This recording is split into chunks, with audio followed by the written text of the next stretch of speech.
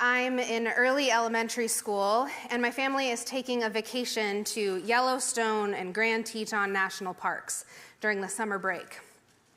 On the day we ventured into Grand Teton National Park, we decided to ride this gondola from the base of a mountain all the way up to the top of a mountain.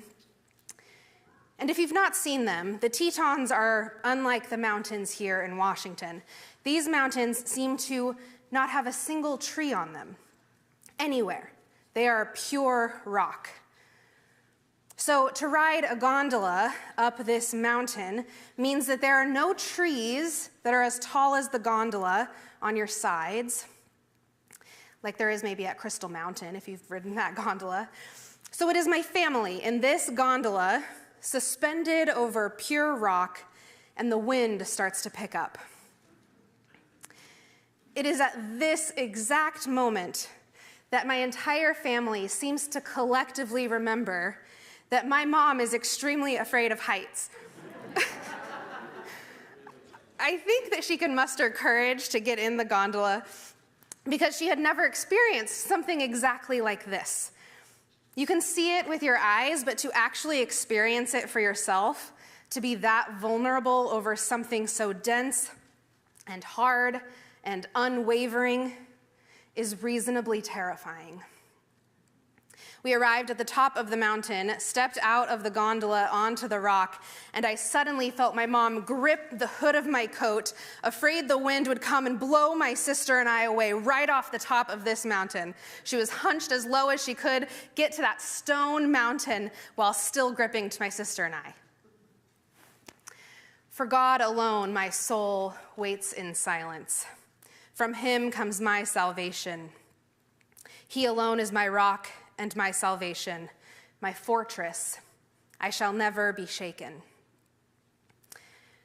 In the psalm for this morning, I was curious about the word prominence.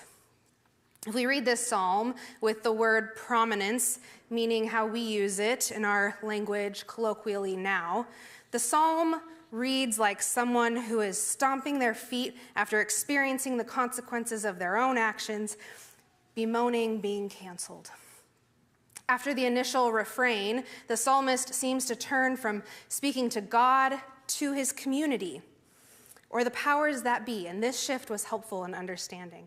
So he turns from speaking to God, the psalmist turns from speaking to God now to his community, or to the powers that be, asking, how long will you assail a person? Will you batter your victim, all of you, as you would a leaning wall, a tottering fence? Their only plan is to bring down a person of prominence. This word we translate prominence is also used to talk about the swollen bumps on diseased skin. It's used to describe a person's dignity. It can be translated as elevation or uprising, raising oneself up. I don't think the writer of the psalm is a queen or a politician or a priest or a celebrity. The psalmist is a person who is lamenting the constant tearing down of people from their places of dignity, the constant destruction of small gains won, the degradation of basic human rights, the heaviest taxation on those who work hardest to make ends meet, the near constant violence against those deemed dangerous without cause, the assailing of anyone who dares climb themselves out of the pit of despair into a cleft in the rock, taking a breath in a place of refuge. We know from being on top of the Tetons that being on a raised up place, a place of prominence, is still a place of vulnerability.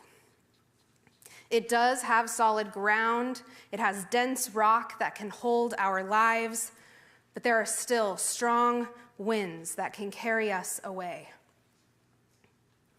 For God alone, my soul waits in silence, for my hope is from him. God alone is my rock and my salvation, my fortress. I shall not be shaken. C.S. Lewis writes a book entitled The Great Divorce, which has nothing to do with marital divorce, but instead is about the division of, the separation of, the difference between heaven and hell. It is an allegorical tale, meaning that C.S. Lewis was not, nor do we need to be committed to this imagery as any kind of literal truth. But the allegory can be valuable. In The Great Divorce, the main character takes a bus ride from hell to heaven. Hell is a shadowy place, a ghostly place. Things appear normal, but nothing, and I mean nothing, has substance. When the rain comes, it pierces through the roofs of the elaborate mansions people have built there, where they keep building them further and further from each other. There's nothing solid, there's nothing firm or dense, and in hell, the sun is always just about to set. Then the main character takes the bus to heaven, where the sun is always just about to rise. And as he steps out onto the grass, he feels great pain. The grass is as solid as diamonds, and they are piercing. The grass is piercing his shadowy feet. There are guides that meet the bus riders, urging them onward. Your feet will get stronger as you walk. Come with me to the mountains. Heaven is not hard and dense and sharp because it is in any way boastful or rich or self-protecting. Heaven is dense and solid because it is so much more real than anywhere else. And as you walk into it, you too become real. Most of the bus riders get back on the bus, unwilling to bear the initial pain and discomfort of the real, willing to be shadowy creatures that even the rain passes through. On God rests my deliverance and my honor. My mighty rock, my refuge is in God. Those of low estate are but a breath. Those of high estate are a delusion. In the balances they go up. They are together lighter than a breath. God is our rock and our refuge because, allegorically, God is the most dense, the most solid, the most real thing. Power and prestige and wealth and status and fame and glory and charisma and whiteness and thinness and brute strength and eternal youth are not things that we can hang our hats on. They are not real things in God's world. All those things are not sufficient to keep the rain out. They do not keep you from being blown off the top of the Tetons. Extortion and robbery won't make us any weightier or more effectual in the grand scheme of things. Power and prestige will not save us from facing all we have done and all that we have left undone when the sun finally sets or rises on our lives.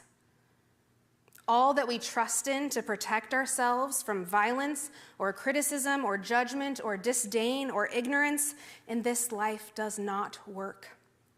They are not effective. I have to admit, it's difficult to preach this sermon after footage of Tyree Nichols' murder by Memphis police was released. How do we speak of God protecting us from all harm? From keeping the rain out, from being the real, from being our rock and our refuge when Tyree Nichols was not protected. How dare I, really?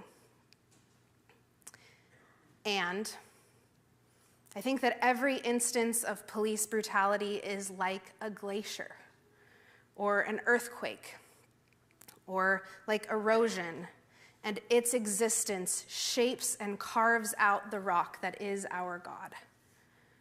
I think that this context of violence that we live in was also the context in which this psalm was written. How long will you, O people, assail a person? How long will you, O police, beat and tase and kill black and brown people, seemingly for sport? How long. And how dare we not read this psalm today? We need to hear and remember and find confidence and hope in the promise that there is something more real. There is something greater. There is something mightier. There is something weightier than this. There is something we can actually hang our hats on. We have a God who can actually hold our lives, who will not crush us, but give us solid ground to build our lives on. We have a God who is our rock and our refuge. Trust in him at all times, O people. Pour out your heart before him. God is a refuge for us.